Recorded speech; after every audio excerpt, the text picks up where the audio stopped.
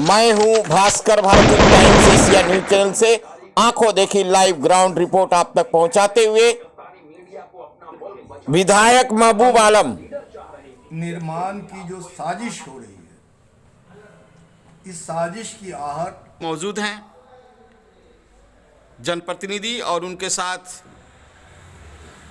ठीक सामने दिख रहे हैं बलरामपुर विधायक महबूब आलम, जिनके बारे में ऐसा कहा जा रहा है कि ये अब इस आंदोलन की अगुवाई करेंगे। हम बात करेंगे सबसे पहले हमारे सामने मौजूद शख्स से। क्या नाम है आपका भाई साहब? कहाँ के मुखिया आप? कदवा। क्या दिक्कत है? वहाँ जो बांध बन रहा है जो उचित है, इसलिए कि 800 लगभग 800 परिवार नदी के किनारे में है, उन लोगों को पहले शिफ्ट करें और जितना ज़मीन वगैरह सब वहाँ बर्बाद हो जाएगा, उससे कोई उचित नहीं बनता है बांध बनने में, इसलिए हम लोग उसमें घोर विरोध करेंगे। आपके पंचायत का कितना गांव प्रभावित होगा? हमारा गांव पंचायत में 5 गांव प्रभावित होगा। पाँच गांव में कितनी आबादी होगी? लगभग रखिए 4000। 4000 लोग प्रभावित होंगे आपके पंचायत का। बोलिए डॉक्टर हक साहब। देखिए, ये सीमांचल में बाढ़ का समाधान के लिए क्लेम किया जाता है कि हम बांध का निर्माण किया जा रहा है, जो कि ये परियोजना जो है बिल्कुल यहाँ के लोगों का मानवीय जो जीवन है उसमें संकट में डाल देगा। और इसका बन जाने से झौवा से लेकर कुट्टी पट्टी तक लगभग 1000 गांव है, उसमें लगभग 10 लाख परिवार और हजारों हेक्टेयर जमीन वो सब तबाह और बर्बाद हो जाएगा। और इस बांध के बनने से एक मानव निर्मित जो है एक संकट उत्पन्न हो जाएगा। इसीलिए यहाँ का कद्दावर नेता महबूब आलम साहब के नेतृत्व में हम लोग एक जोरदार इसका जो है आंदोलन की तैयारी हो रही है और यहाँ के लोग बहुत ही ज़्यादा आक्रोशित हैं।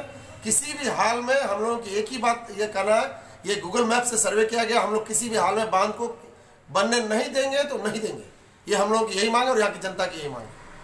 कांग्रेस नेता, क्या नाम आपका? मैं परवेज आलम। बोलिए परवेज जी। पूर्व जिला परिषद।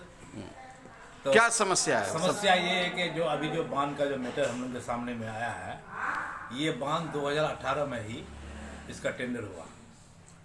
एक तो जमीन अधिग्रहण सरकार नहीं किया, जमीन अधिग्रहण करना चाहिए पहले, तब बांध का टेंडर करना चाहिए।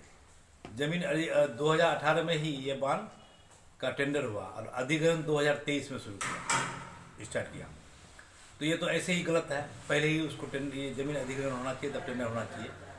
उसके बाद 66 किलोमीटर बांध जो बनाने के लिए झोवा से लेकर के भाया डंगड़ा होते कुट्टी घाट तक जो जाएगा, तो इस 66 किलोमीटर में लगभग मोटा मोटी 60 को पंचायत पड़ता है। इस 66 किलोमीटर के अंतराल में 60 पंचायत पड़ता है।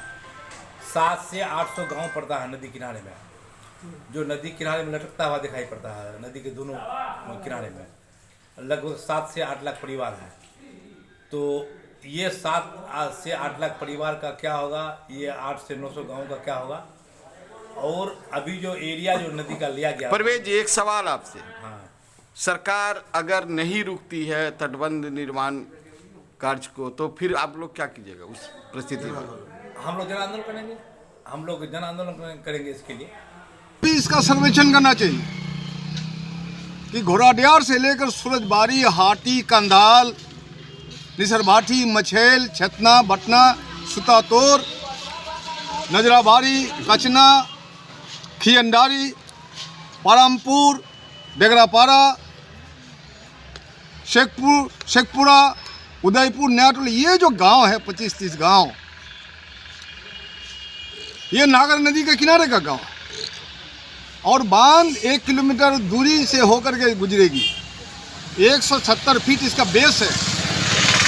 तो ये जो उपजाऊ इलाका है, इस इलाके की सैकड़ों एकड़ जमीन जो छोटा छोटा किसान है, 20 बीघा 25 बीघा, जिससे कृषि में अपना महत्वपूर्ण योगदान दे रहा है और ग्रामीण जनता को रोजगार दे रहा है। बलरामपुर प्रखंड में और बारसोई प्रखंड में कितने गांव प्रभावित होंगे करीब?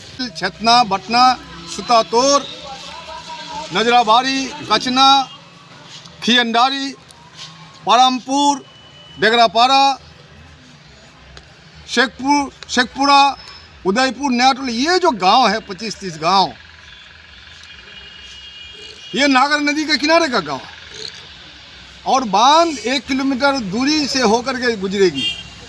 170 फीट इसका बेस है। तो ये जो उपजाऊ इलाका है, इस इलाके की सैकड़ों एकड़ ज़मीन जो छोटा छोटा किसान है, 20 बीघा 25 बीघा, जिससे कृषि में अपना महत्वपूर्ण योगदान दे रहा है और ग्रामीण जनता को रोजगार दे रहा है। बलरामपुर प्रखंड में और बारसोई प्रखंड में कितने गांव प्रभावित होंगे करीब?